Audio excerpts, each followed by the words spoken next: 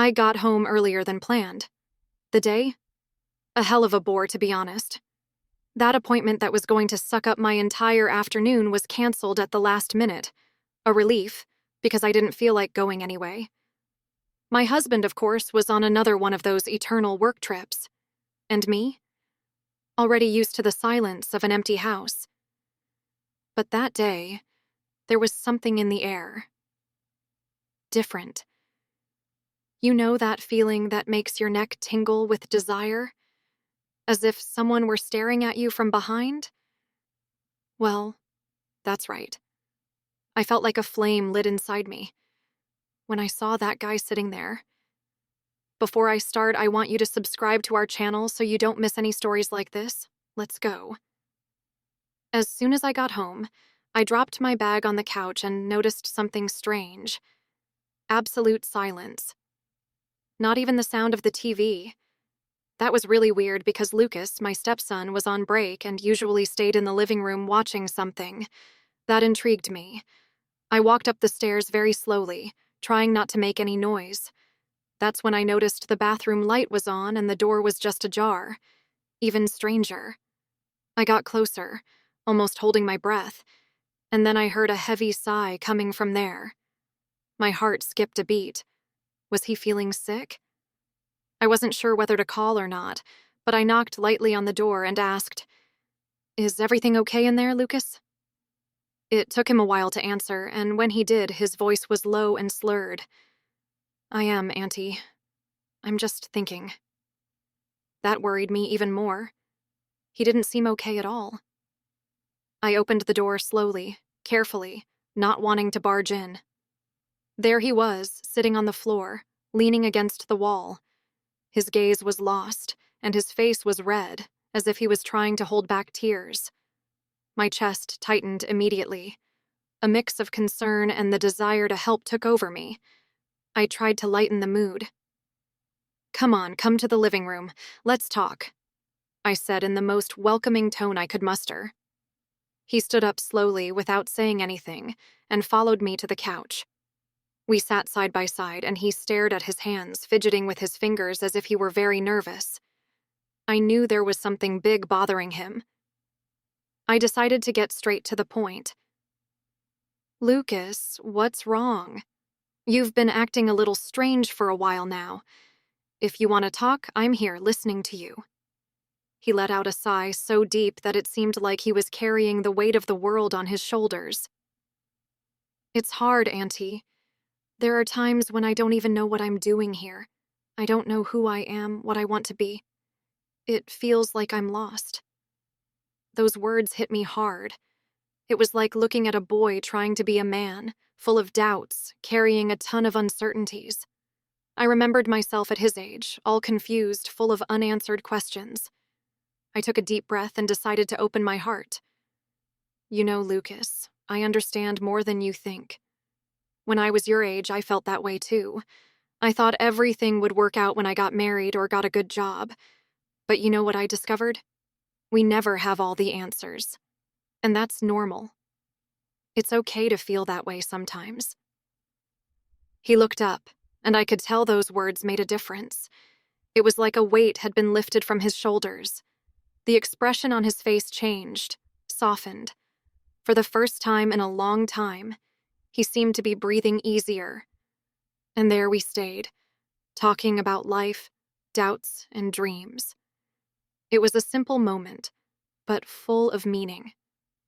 Sometimes, all someone needs is a little understanding, and someone willing to listen. "It seems like everyone already knows what they want in life, Auntie. And me? I'm just here, lost. My father is always traveling, and sometimes I feel like he doesn't even notice me anymore." These words hit me like an arrow. It was true.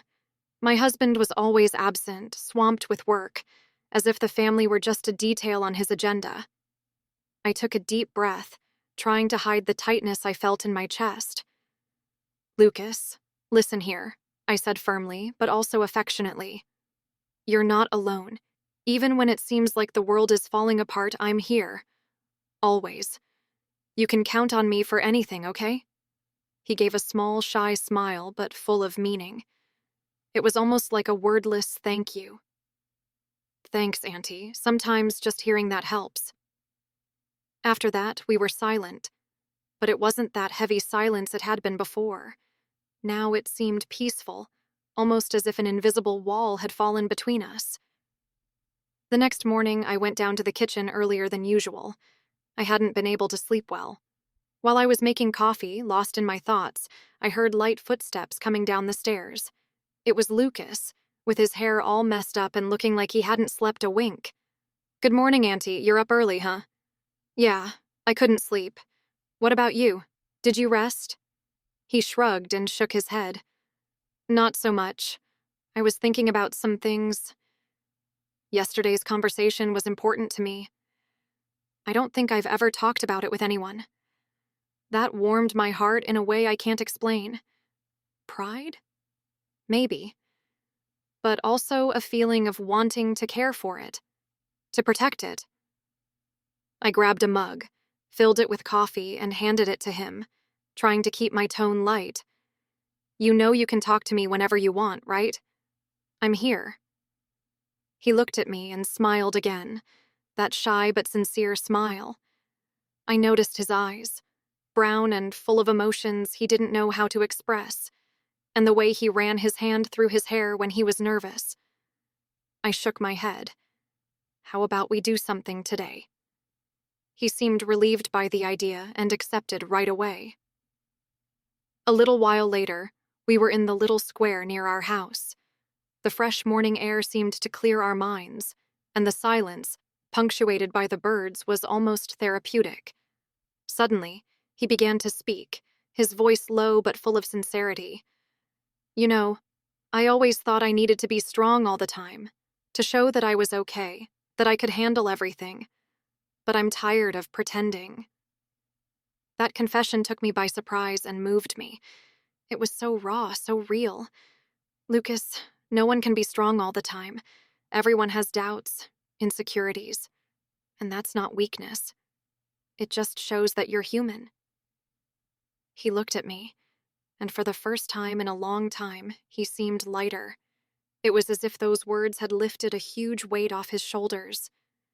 At that moment, I realized that sometimes what matters most is not grand gestures, but being there, present, listening, and showing that no one needs to face everything alone. He looked at me in a way that mixed seriousness and emotion. "Thanks for that, Aunt. Sometimes it seems like only you see the real me." I felt my heart tighten and race at the same time. There was so much there, but at the same time I didn't want to admit it. I took a deep breath, tried to divert my thoughts, and changed the subject, like someone running away from something they know they can't face. As the days went by, I realized that our connection had changed. It wasn't just closeness. It was something more. A silent tension seemed to hang in the air between us, as if there was something neither of us wanted or could say. One day, while we were in the kitchen preparing dinner, our hands touched. It was something quick, but the sensation was like a shock. Neither he pulled his hand away, nor I. We stood there, frozen for a moment that seemed to last an eternity. "Lucas, no," I murmured, my voice low, almost asking for the moment to disappear. After that, I started to avoid being alone with him. It seemed like the simplest solution, but the further I distanced myself, the harder it became to ignore what was happening. The tension only increased, like a stretched string about to snap. I knew I couldn't put it off any longer. I needed to resolve this before it got out of hand. I went upstairs, stopped in front of his bedroom door, and knocked softly before entering.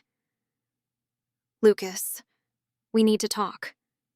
He was sitting on the bed, looking at me with that serious look that seemed to see everything. I sat down next to him and took a deep breath before continuing. "We need to set boundaries. We can't ignore what's happening, but we can't let it consume us either. The most important thing is the respect and care we've always had." He was silent for a moment, but I could see the internal struggle in his eyes. Finally, he sighed and nodded slowly. "Okay, I'll try." That night, something changed. We thought it would be a good idea for us to go to the movies together, but during the movie, something started to happen. His hand started to slip on me.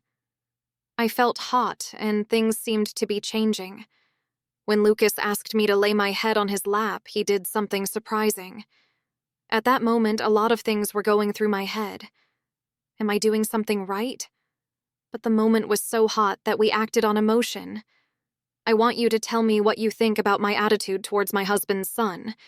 If you want to know the end of this story, I want you to comment on part 2 here in the comments.